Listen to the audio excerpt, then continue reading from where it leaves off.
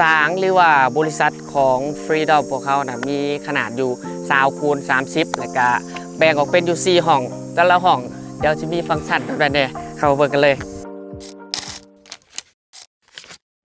สวัสดีเนาะวันนี้เราจะมารีวิวสางหรือว่าบริษัท Freedom ปัจจุบันนี้ข่อยกำลังจะเฮ็ดเป็นสางและก็เฮ็ดเป็นบริษัทมาฟังวิสัยทัศน์ของ Freedom เนาะว่ามีแบบใดแน่และก็ฟังก์ชันในการเฮ็ดสางนี่มีแบบใดแน่ขั้นตอนแบบใดแน่วิสัยทัศน์ของบริษัทของเฮาสิเป็นแบบใดแน่เนาะแต่ว่าถึกใจวัยรุ่นแน่นอนเนาะเดี๋ยวสิรีวิวให้เบิ่งคักๆไปเบิ่งกันเลย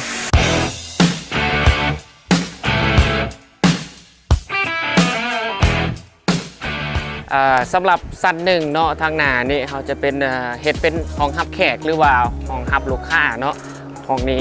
ยกอยู่5 คูณ 12สำหรับห้องนี้เดี๋ยวจะเฮ็ดเป็นห้องรับแขกหรือว่าตอนรับลูกค้าสำหรับห้องนี้เนาะสำหรับห้องต่อมาก็จะมีเป็นช็อปที่จะวางขายแบรนด์ของ Freedom เลยหรือเป็นแบรนด์อื่นเนาะเพราะเขาจะง่ายจากสาขาโดกๆเข้ามานี่เพราะว่า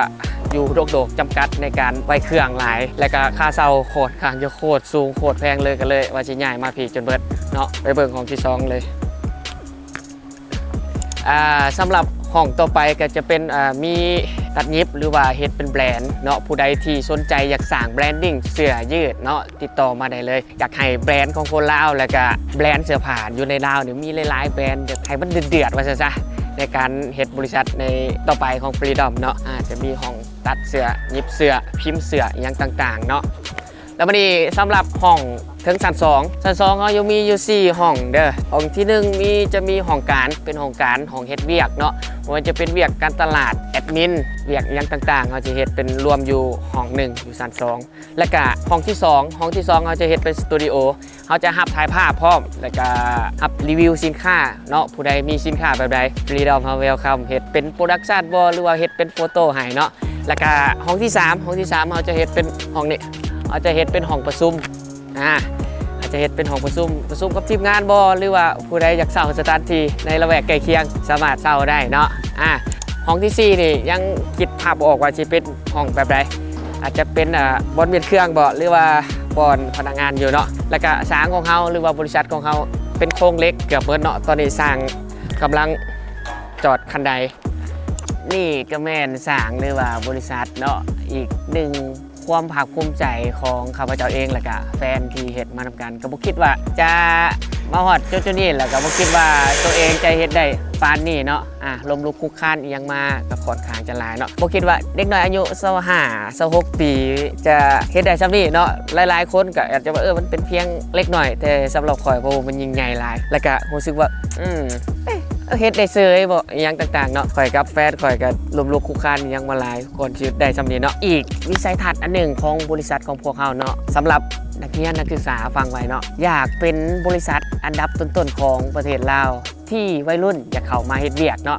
จุดดีก็คือบางคนเนาะเฮียนนั่นบ่แม่น full time เฮียนพักค่ำหรือว่าเฮียนพักเช้าเนาะสามารถสลับกันมาเฮ็ดเวียกอยู่บริษัทของพวกเฮาได้เลยเนาะมักหักในการเฮ็ดเวียกวัยรุ่นเนาะฟังไว้เนาะมีความตั้งใจมีความดุมันมีวิสัยทัศน์มีความมั่นใจในตัวเองมือหนึ่งเขาต้องเฮ็ดได้แล้วก็เฮ็ดประสบผลสำเร็จได้อยากได้หยังบ่เกินความสามารถเฮาดอกถ้าเฮาตั้งใจมีความสม่ำเสมอเพียงพอเนาะอีกสิ่งหนึ่งที่ขาดบ่ได้เนาะแล้วก็บ่เว้าแล้วก็บ่ได้เพราะว่าเฮ็ดนำกันมาแต่ต้นเนาะจนฮอดปัจจุบันนี้เฮ็ดนำกันมา2คนเนาะสิ่งที่ขาดบ่ได้ก็คือกำลังใจคู่เคียงข้าง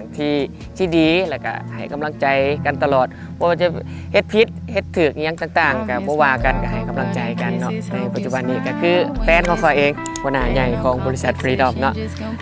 จัดไปติดตามพวกเฮาเด้อว่าจะไปในทิศทางใดจะเฮ็ดหยังต่อจะมีแบบใดต่อมีสิ่งดีๆมามอบให้หรือบ่หรือว่าอย่างต่างๆที่เอาไปนำใช้ได้เนาะก็ติดตาม Freedom จัดไปYou used to be texting me, checking me, calling me your sign.